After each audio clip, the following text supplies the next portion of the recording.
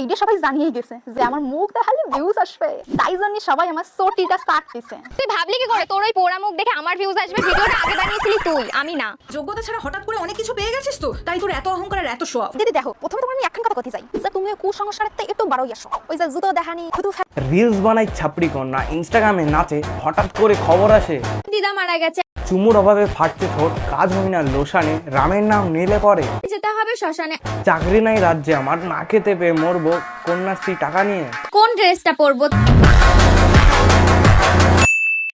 তো কি toxic army ভালো তো তো হ্যালো গাইজ, আমি হলাম Ankit, welcome back to my channel toxic by Ankit.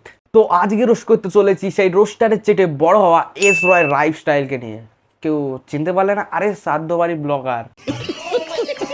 তো গাইজ সবাই হেডফোনটা পরে নেওয়ার ভিডিওটাকে শুরু করা যাক।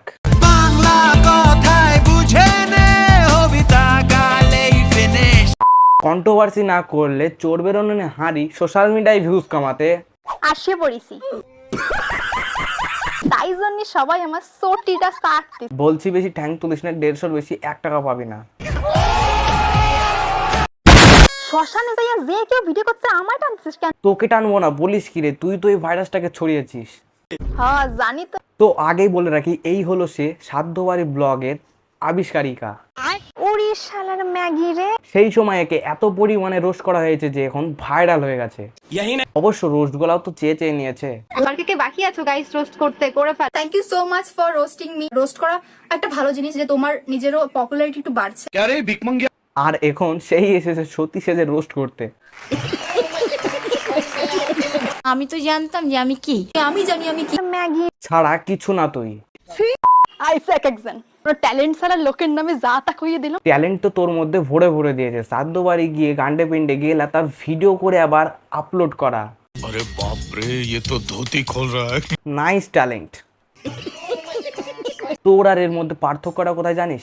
ও শ্মশানে গিয়ে ব্লগ বানাই আর তুই শ্রাদ্ধবাড়ি গিয়ে, দুজনাই সমান। তোর আর রানু মণ্ডলের মধ্যে পার্থক্য কি জানিস?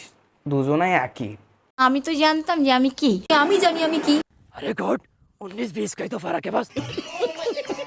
এইটা সবাই জানিয়েই গেছে যে আমার মুখ দেখালে ভিউজ আসবে। শুধুমাত্র তোর মুখ দেখালে যদি ভিউজ আসে, তাহলে তোর বন্ধুর পিন্টুর কেন ভিউজ আসছে না? পিন্টু তো সব ভিডিওতেই তোরই মুখ দেখায়, দেখাতেই পারে কোনো ব্যাপার না, বাট ভিউজ কেন আসছে না?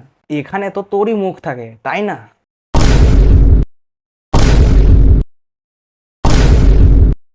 বাট তার পেজের একই হাল, চ্যানেলের একই হাল। যে আমার মুখ দেখালে ভিউজ আসবে। তোর মুখের দাম মাত্র 350, মাই গুডনেস। তোর মুখের দাম মাত্র 552, মাই গুডনেস। যে আমার মুখ দেখালে ভিউজ আসবে। তো ফেস ভ্যালু যদি এতই হতো, তাহলে পিন্টুর চ্যানেলে এতদিনে 1 মিলিয়ন ভিউজ আসতো। নিজের এত লাখের চ্যানেল থেকে পিন্টুকে প্রমোট করো, কেন ওর ভিউজ আসছে না? তাহলে এর থেকে প্রমাণ হয়ে গেল তুই নিজের ফেস ভ্যালুটাকে যতটা মনে করিস ততটাও কিন্তু নয়। তাই তোর ফেস ভ্যালু নিয়ে অতটা অহংকার করিস না। তোর ফেস ভ্যালুর যা ভিউজ, তার থেকে আমার ফেসবুক স্টোরিতে বেশি ভিউজ আসে। তো গাইজ আজকে এই পর্যন্ত। ভিডিওটা ভালো লাগলে লাইক করো, বেশি বেশি করে শেয়ার করো, আমি ইউটিউব চ্যানেলটাকে সাবস্ক্রাইব করে দাও, ফেসবুক পেজ থেকে দেখে থাকলে ফলো করে দাও, আর গাইজ ইনস্টাগ্রামে যাও আর ফলো করে দিও।